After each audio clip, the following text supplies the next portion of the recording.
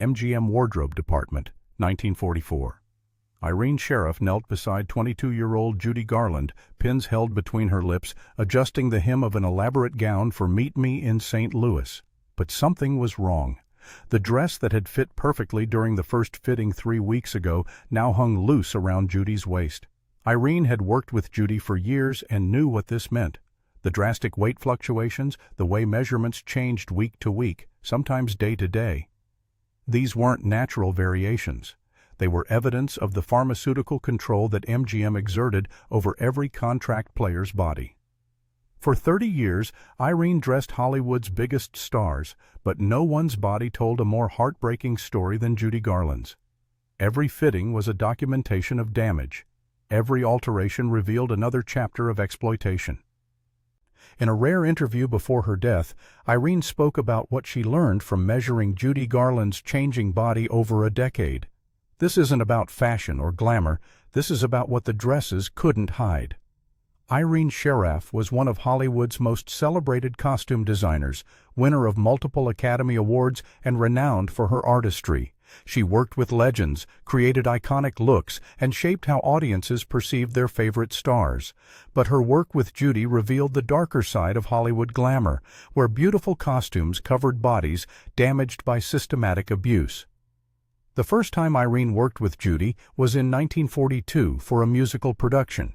Judy was 19 years old, and Irene was immediately struck by how young and vulnerable she seemed despite years in the business. During that first fitting, Irene followed standard procedures, taking measurements, noting proportions, creating patterns. But she also noticed things that troubled her. Judy's hands shook slightly when she stood still. Her skin had an unhealthy pallor despite heavy makeup. She seemed exhausted even though the day had just begun. What distinguished Irene's perspective was the intimacy of dress fittings. She worked physically close to performers, touching their bodies in professional but revealing ways.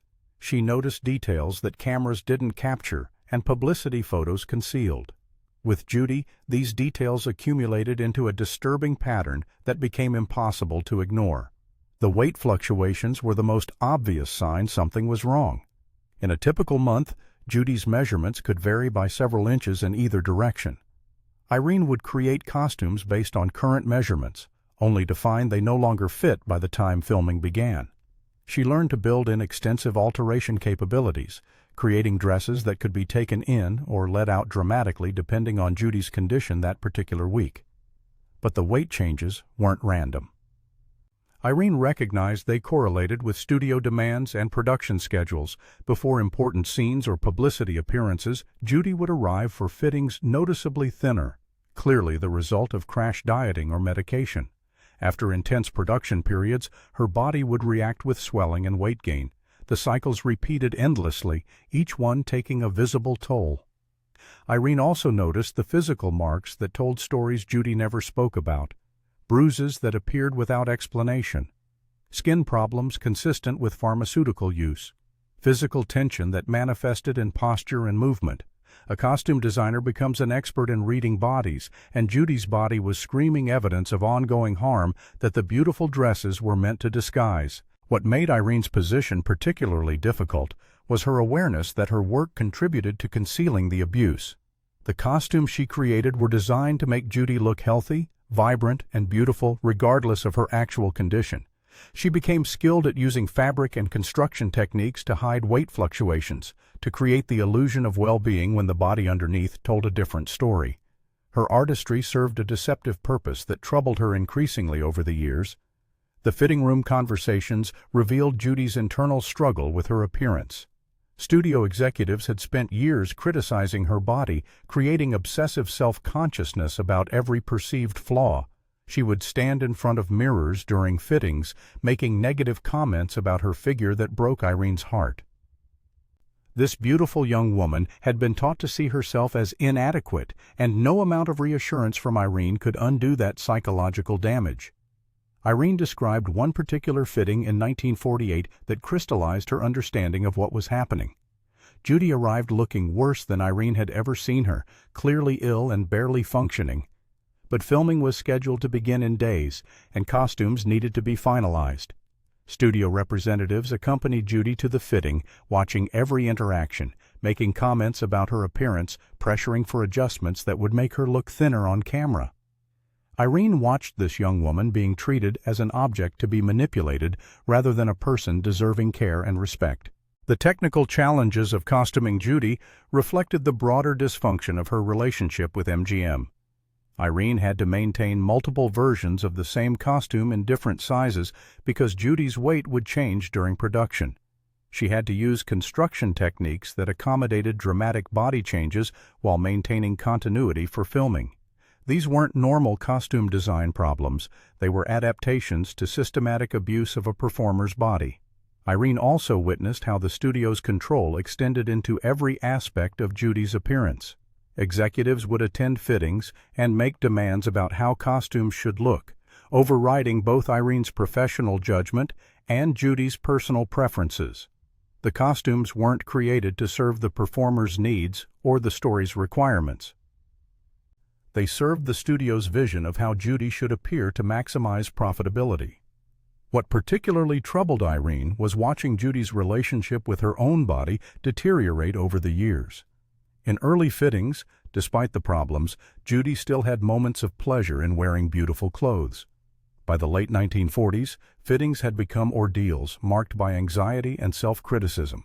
The joy had been completely eroded by years of body surveillance and control. Irene's work with Judy ended when MGM fired her in 1950, but Irene continued to follow her career from a distance. She saw photographs and film footage that revealed the continued deterioration, the ongoing cycles of weight change and physical damage. She recognized in those images the patterns she had documented through dress fittings, now playing out in public view. In her later reflections on working with Judy, Irene spoke about the ethical complications of her role. She had been hired to make Judy look beautiful, and she had succeeded in that task. But that success had involved concealing evidence of abuse, making the damage invisible so that exploitation could continue. Her artistic skill had been deployed in service of a destructive system, and that realization troubled her conscience.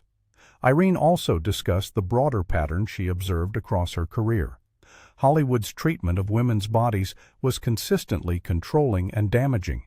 Studios imposed unrealistic beauty standards, used weight as a tool of control, and treated performers' physical beings as property to be managed. Judy's situation was extreme, but the underlying dynamics affected nearly every woman Irene worked with during the studio era. What made Irene's testimony particularly valuable was her documentation through costume records. The measurements she took, the alterations she made, the notes about fit and construction all created an unintentional archive of Judy's physical condition over time. These records provided concrete evidence of the dramatic body changes that reflected pharmaceutical control and systemic abuse. They turned costume design documentation into testimony about exploitation. Irene described feeling powerless to help despite her proximity to the problem. She was a costume designer, not a doctor or therapist. Her role gave her intimate knowledge of what was happening to Judy's body, but no authority to intervene in the studio practices causing the damage. She could create beautiful dresses that disguised the harm, but she couldn't stop the harm itself. The relationship between Irene and Judy during fittings was professional, but carried undertones of care that exceeded normal designer-performer dynamics. Irene tried to make fittings as comfortable as possible, to offer small kindnesses, to treat Judy with the respect and dignity that studio executives often withheld. These gestures were inadequate to address the fundamental problems, but they represented what limited power Irene had to show compassion within a brutal system. When Judy died in 1969, Irene mourned not just the loss of a talented performer, but the waste of a human life that had been consumed by exploitation. She had watched Judy's body being damaged over years of fittings, had documented the physical toll through measurements and alterations, had witnessed the systematic nature of the abuse. That knowledge made Judy's death feel inevitable and preventable simultaneously. Today, when we admire Judy Garland's costumes in classic films, we're seeing Irene Sheriff's artistry. But we're also seeing concealment. Every beautiful dress hid a body being damaged by studio control. Every perfect fit required constant alterations to accommodate abuse-driven physical changes. The glamour we celebrate was constructed on top of suffering, made invisible through the skill of craftspeople who had no choice but to participate in the system that employed them.